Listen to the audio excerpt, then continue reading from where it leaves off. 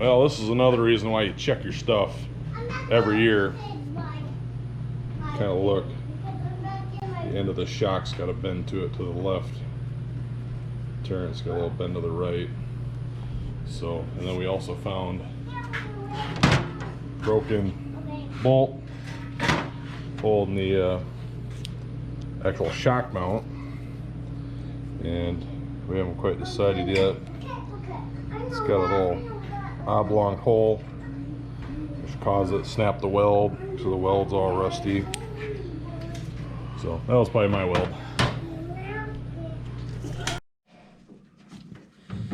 You don't want to record the struggle bus? I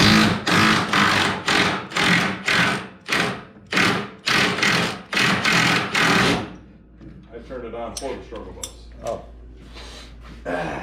If you ain't struggling, you ain't succeeding. That's how we operate around here. Right?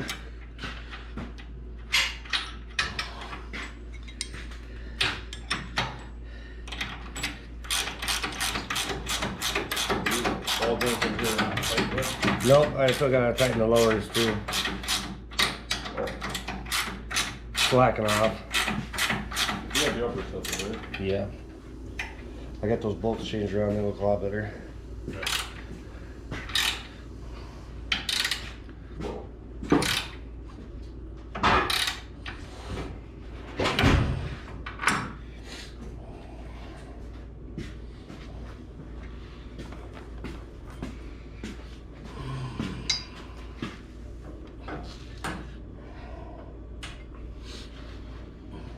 I did my part. I cut 2 zip ties. Man. Let's see, you got 3/4 inch right.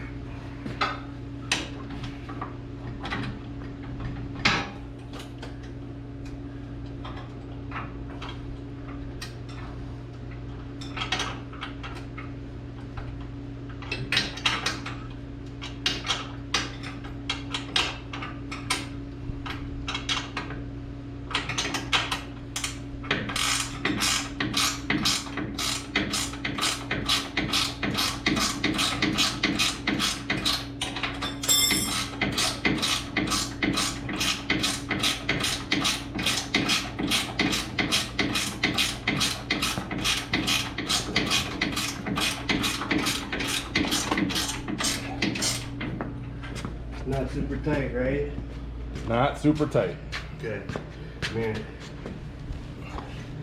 Because we should be able to go up and down with it. Probably almost should have did that before I put the springs in. Important thing to always remember when you do your upper ball joints, I always forget, but this one actually was already set. You want the hole there, the little hole there, to be kind of running the length of the car, so that way you can get the cotter pin in there and be able to open it. Otherwise, if you get stuck to the back, it's kind of a pain. So just a helpful tip for that.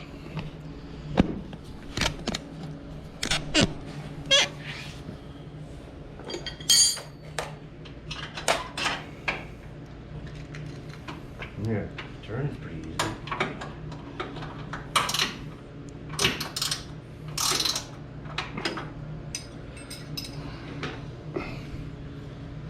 There's no travel at all over here. I know. Now with that special shock, I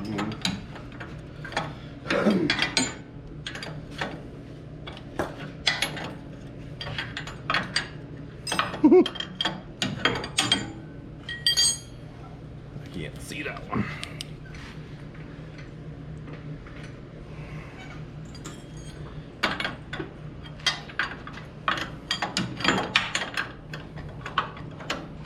Well, for Pete's sake, that thing is. Alright. Can I turn this at all? Yeah, go for it. I can't see it. Or reach it.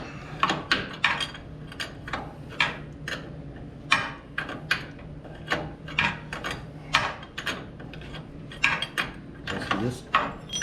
Yeah. So this one's a prime example. You cannot see the actual hole. I think it's back on this side.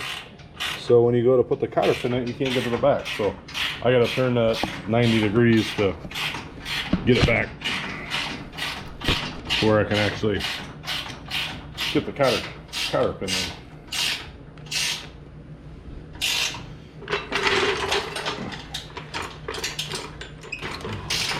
And I got the slowest jack in the world.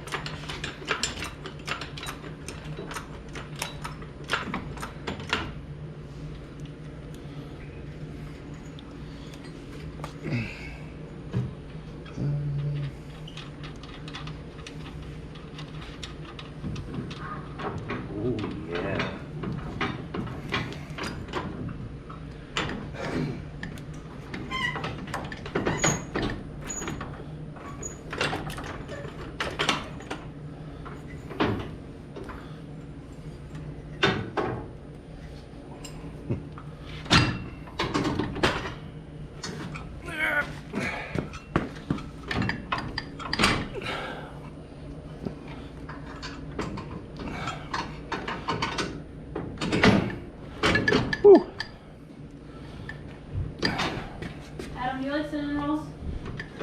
Heck yeah. Ooh, that'll be a good snack. Where should I put it? They come in packs of 4, so I need 2 packs to feed my family. But now I'm gonna have too many, so. My wife likes to interrupt the YouTube vlog.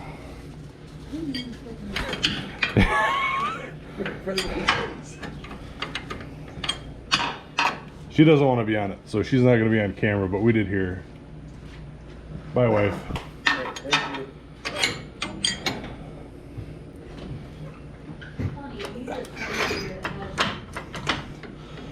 Oh, don't worry, my love. You'll be on it someday. She's camera shy. Oh, God, why wasn't I thinking of that sooner?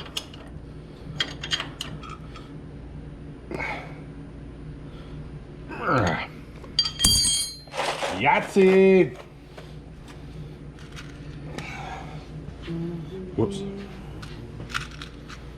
I never know which size to use. I brought a needle somewhere underneath the jack. I may actually rotate this around to the front so I can see it. But not smart enough to get it far enough. So well, let's make do. Nothing real big. I just got to make sure the nut don't fall off. I've seen a lot of accidents where the right front has collapsed from a broken part or a loose component, and some people have went sideways, overboard, however you want to say it, rolled over. Can get expensive real quick. I'll move on to the other side. Now we're doing the left side, and we're trying to get the, oh, there it is. That was a lot easier than I thought. Trying to get the stud turned to get the cotter pin in. And with our fancy shock, we can't let the air arm down. The right front shock's bent. That's the one I showed you earlier. We're gonna have this sent in. We have our shocks done at FX Suspension. Wade Cross, he's really good to work with. I've had really good results with everything I've gotten from him, and all of his stuff seems to be top of the line, and for the most part reasonably priced. If you're he's got all sorts of price ranges that are very nice to work with. What are we missing? The wrench.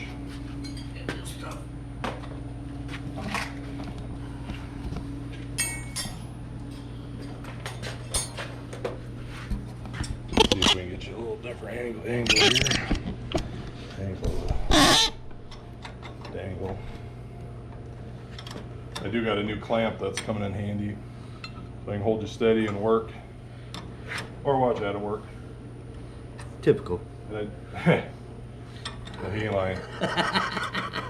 I do have new Heim joints for the end of the steering rods too. Ooh. Got fancy ones. They're QA1 black, oxide coated or whatever. I'm guessing they're good for at least 5 to 6.5 horsepower. So looking forward to that game. You can turn the wheel if you need to. I'm done over there. Oh yeah, lined up. Is that enough though? You want to check it? As long as it's tight so it seats it in good. Obviously you don't want to strip the threads out, but Well, go ahead and turn that if you need to. I don't know if you want to turn it. I can let the jack down. Might help a little. That was good.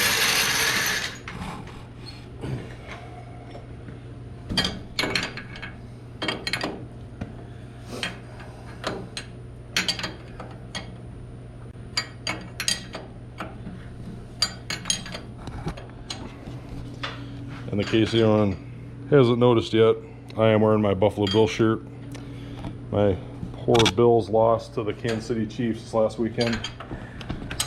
Cost me Soda. basically a soda with a guy at work that's a Chiefs fan. So we're obviously a lot closer to Kansas City than we are Buffalo. So there's probably more Chiefs fans around than Buffalo fans, but I enjoy it. I enjoy rooting for them. I really wish where my big flashlight went that I had. It's that tornado in December that I think we used it for around the house and whatnot. And then I think one of the kids lost it. I can't get a full turn out of it.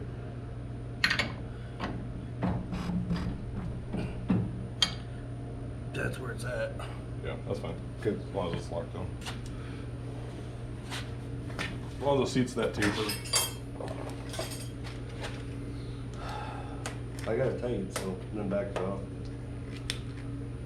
Yeah, probably when you tighten it, you seat it in good. And then just as long as it doesn't come loose, which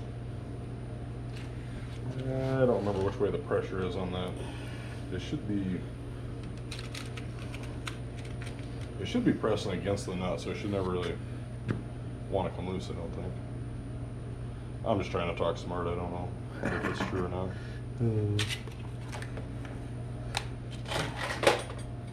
I have seen some people use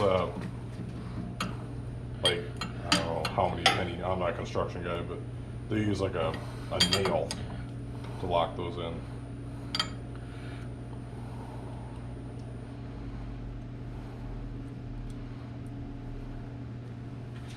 Sure you can't get one more turn out of that? Or one? Alright, let me Give her a whirl. oh yeah, it's done here. Yeah.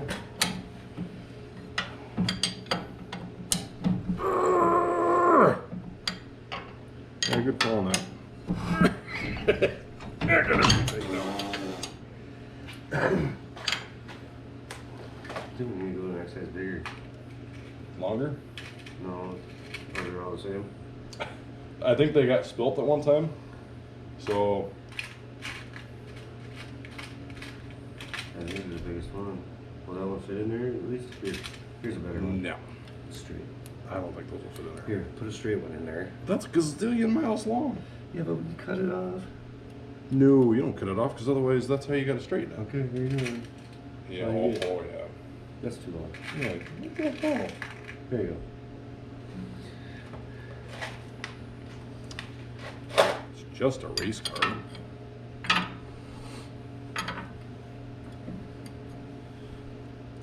Besides, what's the term? You leave this wheel at home? Ouch. That hurts. This wheel is just important as all the other three on the race car. Yes, yes, yes. I know. I was in that class too.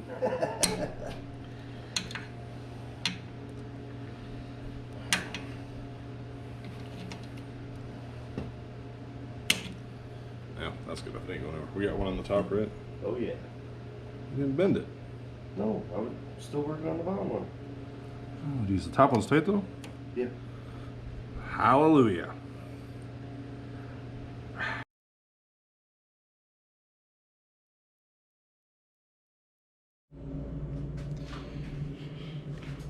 Well, we had to take a little hiatus there for a little bit.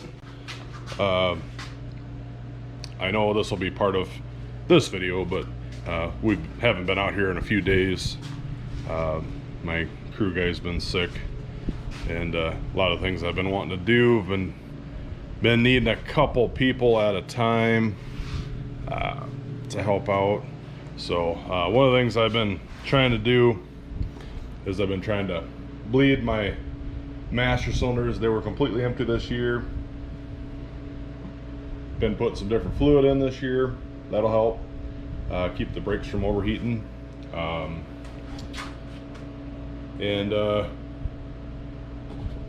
Yeah, I just been I spent the last 20 minutes, maybe longer, looking for the other cap.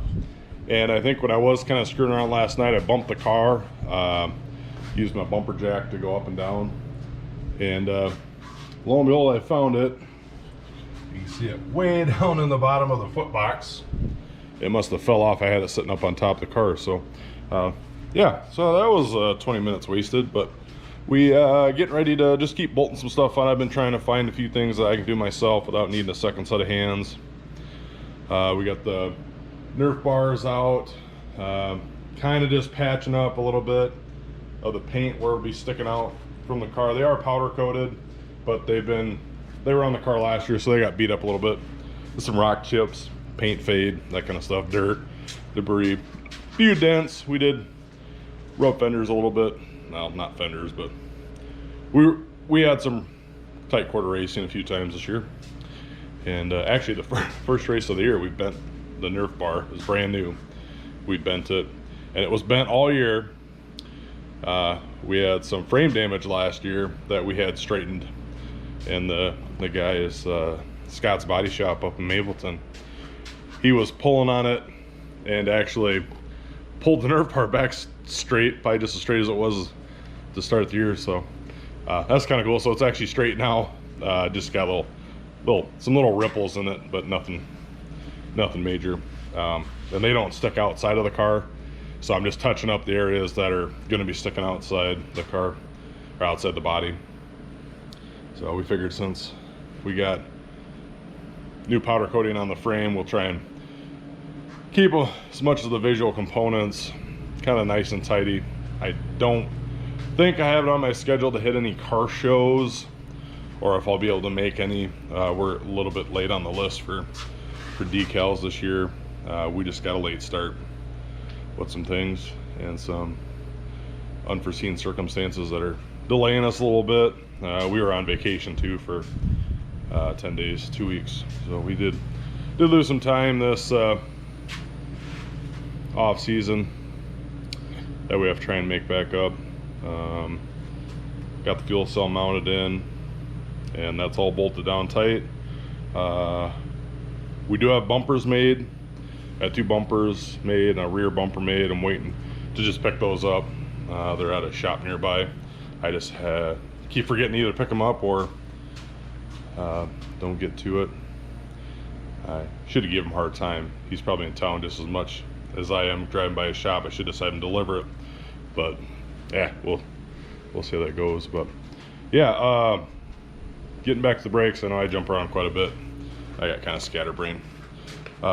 This might be kind of hard to see, but I was talking about the plastic brake lines earlier and how there's an advantage to having them as far as you can see the bubbles. I don't know, I'll try and get zoomed in here.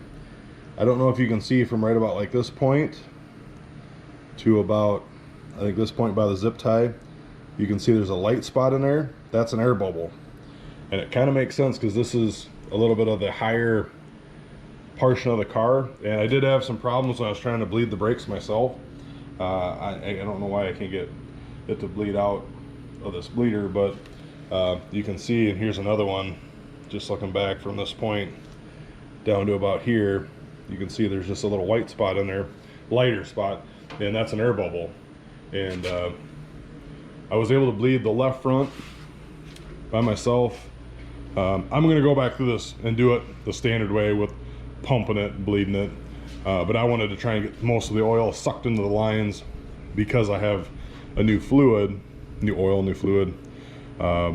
that I wanted to make sure I got it kind of started. So then when we go to bleed it, like the traditional way, you get someone in a cockpit and you pump the brakes up, build some pressure, and then you open the bleeder screws at the calipers.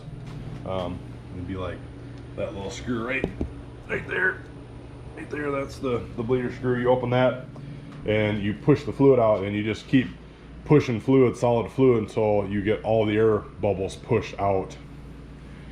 There's several different methods I know that guys have tried, and I think from what I've gathered, bleeding brakes on a race car is about the hardest vehicle to bleed brakes on. Typically because all the lines are, I think it's because they're a little bit more elevated in relation to the master cylinder, is my theory. I'm probably completely wrong. That's just, but regardless, they are a pain. I know guys have used power bleeders that use like an air siphon system. I've heard of guys doing the vacuum suction. This is a manual one. Basically, I was bleeding these remote bleeders here for the gauges, and you basically stick these on the little tiny bleeders. You can't do it one-handed, but there's a little canister, and you basically suck on this bleeder with a pressure or with a vacuum. This thing will, when it's got a vacuum, it'll suck down to 30 inches of vacuum, 30 inches of mercury, I think is what it is. But it'll put a suction on it, and when you open the bleeder, when you turn that little screw, this right here, when you turn that, it pulls the fluid through, and that kind of a clear line is kind of cool, because when there's air bubbles, you can see them pull through. You do get some fluid, and that's why you need the container. It kind of catches the extra fluid in there. I emptied this the last time I was using it. It don't catch a lot, but it does catch a little bit. And then, like for us too, using, you know, brake fluid that's a little bit more performance based and a little bit more expensive than your standard .3, .4 that goes in your street cars. You can capture it and reuse it, so you don't have any waste. Otherwise, the mess down here on the floor is kind of how when you bleed them the regular way, if you're not really careful with putting anything on the bleeders, like a catch can or something, they can make a mess. I've actually I suppose from here to the garage, that's my sheet metal, but to the garage door is about, I don't know, 4 or 5 feet, and I've had it shoot a stream out to the garage door when there's enough pressure built up. So like I said, it can make a mess. We're usually in a hurry, so we don't ever put a line on it, so it does kind of spray all over. Maybe with this stuff being a little bit more expensive, we might be a little bit more cautious, making sure that we capture it, sorry, and reuse it. Plus, it just, when it sprays all over like that, it just makes it a pain to clean up. So that's just a little bit of the update now. I'm currently right now just kind of working on getting prepared for when we start doing the decking. I kind of have a tube running straight down from the center portion. Yeah, I just kind of had my steering wheel out of the way. And then we got the front part of the decking, the braces, and we're just kind of trying to line it up to keep it even. I believe the rule is we get 6 inches of rake, so if you were on the ground, the measurement from the back portion to the front portion, excuse me, can only be 6 inches of difference. So that is a rule that we got to keep. Yeah, the deck height rule is something in our sanctioning IMCA that was kind of, I don't even know how to say it, was kind of like a slap on the wrist whenever you got in trouble. We're supposed to have, I believe it's 38 inches max on the rear deck height, and we're trying to get as much air as we can on the car.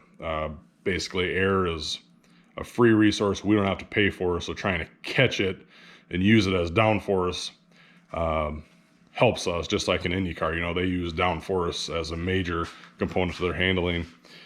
We basically try and do that. We're not seeing near the speeds that, say, Formula 1 Indy car is, but so we try and get as much air as we can. The higher you get the rear, the more downforce it puts on the tires, especially in the rear.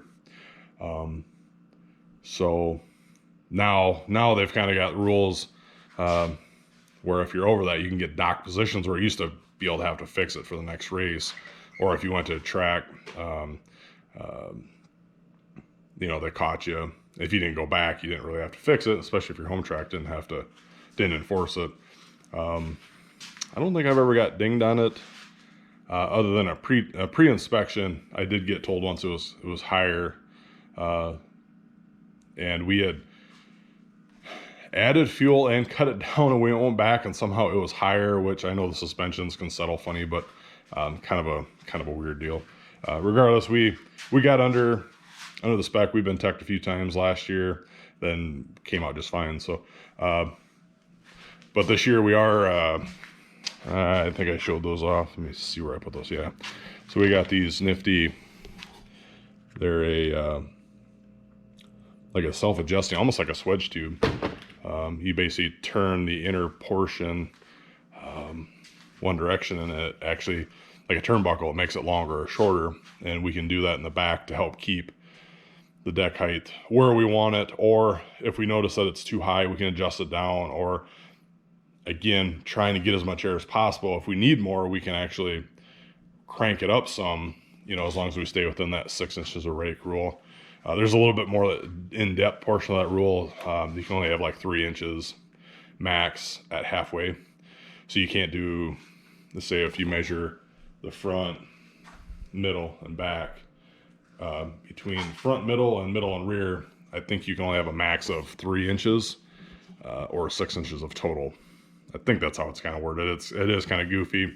So you can't have flat in the front and then 6 inches the last little portion, or say add 6 inches to your spoiler through the decking. That's kind of a weird deal. And it has to be, I think, flat too. So kind of a crazy rule to keep track of. And like I said, they've enforced it a little different last year. Personally, firsthand witnessed it. It benefited me. There was a fellow racer ahead of me that got dinged for having too high of deck height. Ended up docking him 2 spots. I got to move up a spot because of it. Hate to see that happen, but it is one of those things that the rules are the rules, I guess. And it's for everyone. So, yeah, just a little update there. Like I said, this will be the back half of this video, but like I said, there's about a week break in here that we kind of took. Like I said, we got a crew guy that's out sick. Been waiting for him to get healed up. We got some more parts in. I don't know what they were. I think I've already installed them. We had to get some new bolts. We found some broken parts. I think I already talked about this. We found that was broken. It holds the shock on the back. We got that fixed. I'm getting ready to mount that on there. And now just kind of simple, but we have radiator supports, little plastic pucks or square inserts that help hold the radiator in place and upright, so up to the right height that we need. But yeah, that's kind of an update. This probably will be the last update for at least this video. I know I apologize, I bounce around quite a bit. I get kind of scatterbrained, and I know Adam, it kind of, so to speak, I think drives him nuts. When I'm usually working on a spot, I'll get like flustered or frustrated in an area that I'm working on, and I learned this from an old school friend of mine, old school racer, that if you get frustrated, don't do anything stupid and get upset. Walk away and either come back to it or walk away and do something else. It cools your mind down. You may think of something that may help, or it may cause you to just find it come at a different angle. So a lot of times I do bounce around. If I hit a spot where I get flustered or frustrated, I will bounce around. So I've been just kind of bouncing around, and obviously with my videos too, I bounce around a little bit. So yeah, so that's a little bit of update. We'll find some more stuff to keep working on. I have been hearing some good feedback, whether it's on YouTube. Some people reached out to me on Facebook about how they like the series and the vlogs. So we're going to keep on doing it. So far, we haven't heard anyone say that it's bad or that we're doing anything wrong. And we just hope we get a few more followers, subscribers, and yeah, so we'll keep you up to date. Thanks for tuning in. We'll catch you on the flip side.